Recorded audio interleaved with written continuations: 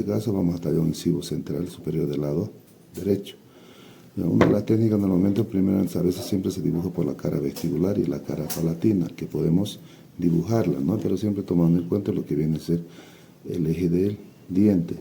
En base a eso dividimos lo que viene a ser la corona, la tomando en cuenta la longitud de la corona, así la longitud de la raíz y también la anchura máxima o el diámetro mesiodistal, que normalmente se toma en cuenta desde los puntos de contacto, ¿no? En sentido mesiodistal.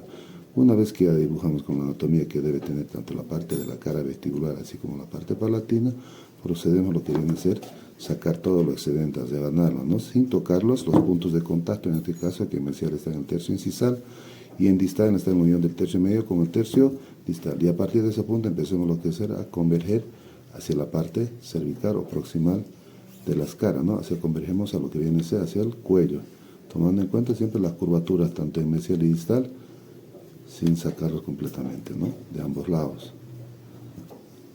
Ahí sacamos y luego una vez que hemos hecho la convergencia de lo que viene a ser las caras proximales, también sacamos lo que viene a ser de la raíz.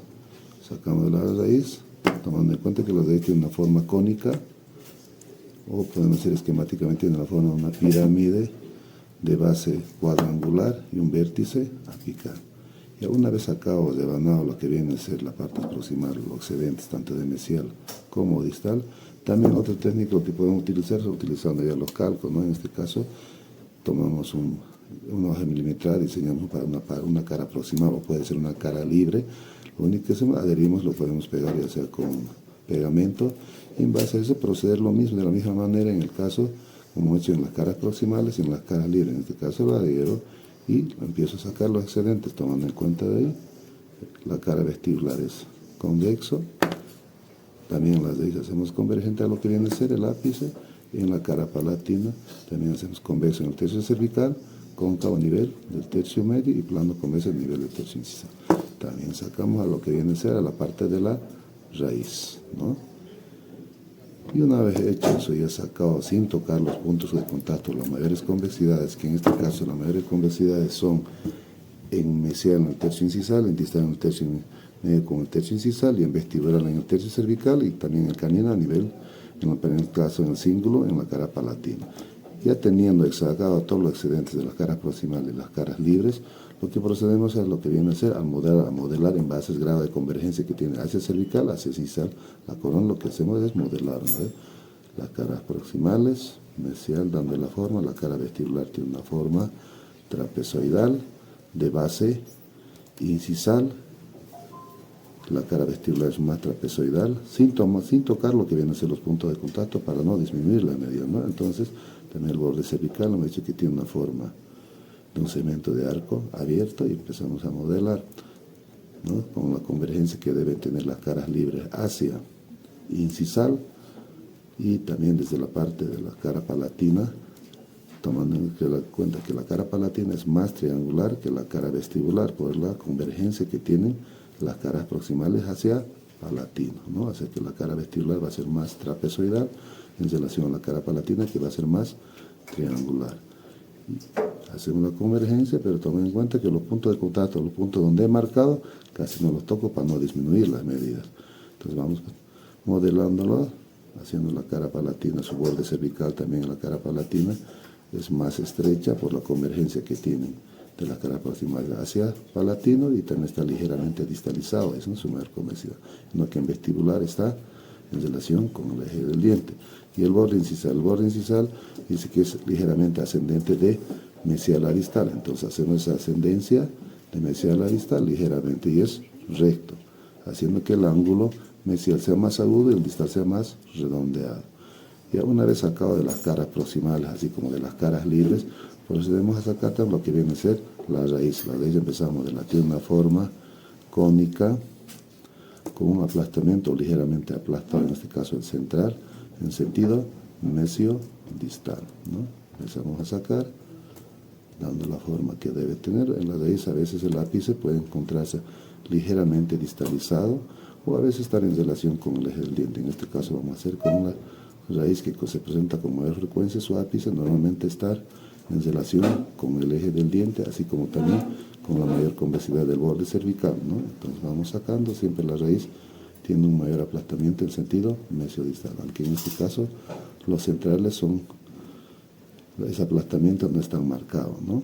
Pero siempre va a prevalecer la superficie mesial y distal, van a ser más grandes que la parte vestibular, que es Roma, y la parte palatina, que son más que superficies o caras, son bordes romos.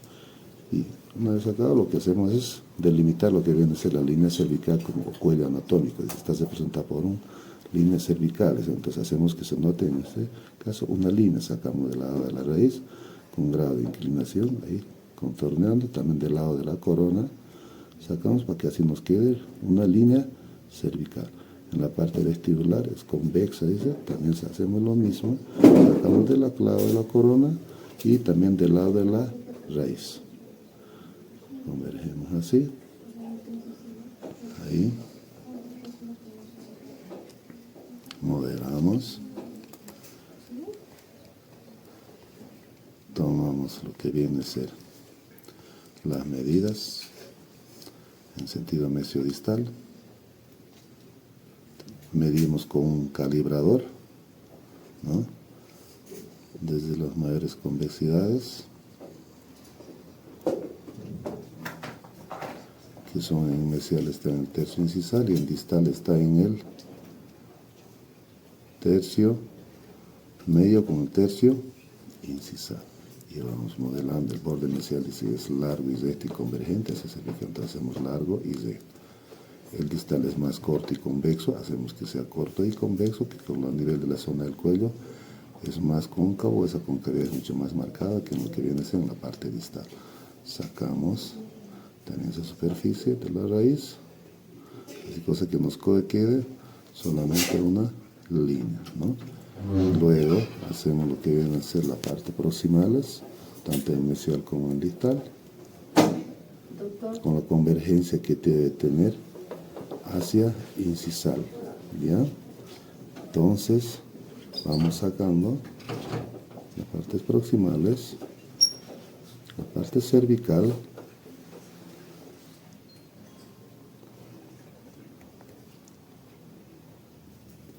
ahí convergemos esa convergencia que tiene la cara vestibular, la cara palatina, así basta ponerlas en medidas. Un calibrador, por favor, y con el calibrador medimos el diámetro mesiodistal. ¿Cuánto es? 8.5. En este caso tenemos 10, entonces lo bajamos. Preferible es tener un excedente a que nos falte, ¿no? Cuando ya nos falta es más complicado y hay que estar llenando, ¿no? Entonces, en este caso, preferible tener un excedente. Si pueden dejarle un poquito de excedente, cosa que es mucho más fácil bajarlo a aumentar en el caso del jabón, ¿no? Lo mismo, ¿no? Que en la cera, a veces nos pasa, la cera podemos rellenarlo, calentar y la cera se puede rellenar, ¿no? Eso cuando ya se lo hace dientes de tamaño natural. Ahí vamos mesiodistal, siempre tomando en cuenta las mayores convexidades, tanto en mesial como en distal. Entonces, la cara mesial es largo y recto, distal es corto y convexo. Las curvaturas en distal es 2.5, en mesial es 3.5. Sacamos del lado de la raíz. Ahí, en distal hacemos lo mismo, tomando en cuenta las curvaturas, que nos quede una línea. Ahí, ya. También medimos lo que viene a ser el espesor máximo del diente, que es 7, en este caso tenemos 7.5, podemos bajar. Su borde cortante está en relación con el eje del diente, entonces hacemos que esté en relación con, aquí ya tenemos 7, ¿no? Y en relación con el eje del diente, digo que el borde cortante, la parte de la mayor convexidad del borde cervical y el ápice deben estar en la misma línea. Entonces, una vez que tenemos, vamos modelando, vamos afinando con la forma que debe tener, hasta luego para último realizar los diferentes detalles que son ya sea en la cara palatina, así como en los canales en lo que viene a ser la raíz, ¿no? Modelamos entonces la línea cervical en palatino, en vestibular también la línea cervical, la parte vestibular siempre hace más amplia, también tomamos en cuenta lo que viene a ser el signo de la curvatura, lo que dice la mitad mesial, esta mitad es más convexa que la mitad distal, entonces sacamos de esa mitad distal, como dice la teoría, para que se pueda no terminalizar mayor convexidad, ¿no? O para hacer la mitad mesial más convexa, porque ese es el detalle planteado por Musseiter, que es el signo de la curvatura que nos permite identificar si una pieza es derecha o es izquierda, ¿no? Ahí pueden ver, ya están adquiriendo la forma que debe tener un diente, con la anatomía que nos indica la teoría. Una vez ya teniendo las medidas, todo afinando, procedemos a lo que viene a ser los últimos detalles, en este caso como son en la corona, el símbolo ocupa un tercio, podemos dibujarlo, ¿no? El engrosamiento marginal mesial largo y recto, el cíngulo y el engrosamiento marginal distal corto y convexo. Aplicamos con esta parte activa lo que viene el tallador, donde que aplicamos, presionamos y desplazamos. Se va formando lo que viene a ser la fosa mesial, que es largo y recto, ¿no? En este caso el engrosamiento marginal mesial y el distal es corto y convexo.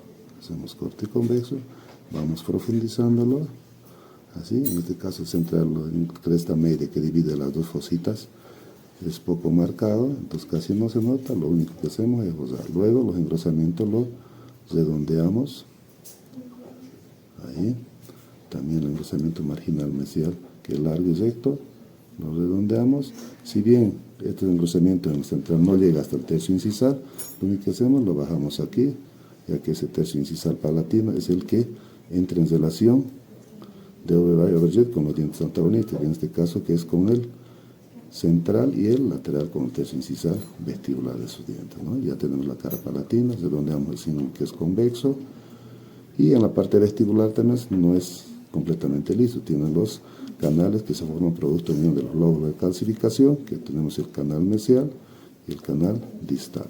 Bueno, en este caso un diente ya completamente formado, no se nota mucho las escotaduras, pero sí los canales. Al tacto tiene que notarse, ¿no? Ahí. Y a nivel de la parte cervical, en el tercio donde se encuentra la mayor convexidad, encontramos lo que vienen a ser las estrías de Retzius, ahí en la parte cervical, en vestíbulo. Vemos el signo que es convexo y afinamos lo que viene a ser la parte de la línea cervical, en mesial y en distal. Ahí vamos alisándolos. Y por último lo hacemos lo que viene a ser los canales. El canal dice, en mesial es poco profundo, hacemos el canal que se desprende del tercio incisal, perdón, del tercio cervical de la raíz, con unión del tercio medio. Ahí tenemos el canal, lo alisamos con él. En mesial es poco marcado, en distal es un poquito más profundo, entonces lo que hacemos, profundizamos un poquito más ahí, para que se note, ¿no? Que también a veces canal a veces nos permite diferenciar si es una pieza derecha o izquierda. Y luego lo alisamos para por último terminar de pulirlas, ¿no? Una vez que hemos terminado, medimos, corroboramos las medidas que debe tener, procedemos a lo que viene a ser al pulido. ¿Con qué debemos pulirlo? Ya con una franela o una toallita que sea bastante fina, o por último con un pedazo de medias nylon, ¿no? Aquí está un poquito todavía grande en sentido mesiodistal, lo bajamos a nivel de sus puntos de contacto. Las medidas deben utilizarse, ¿sabe dónde? Solamente deben tener las medidas que establecemos a nivel de sus puntos de contacto. ¿Por qué? Porque ahí es donde la anchura máxima que va a presentar la corona, ¿no? La corona siempre va a ser un poquito más amplia en sentido mesiodistal en relación a la raíz, ¿no? Ahí alisamos y afinamos, y para finalizar, una vez teniendo todos los detalles anatómicos ya remarcados, con toda la anatomía que debe tener el diente, en este caso el central, al último lo que hacemos es el pulido, pulimos el diente nada más, ¿no?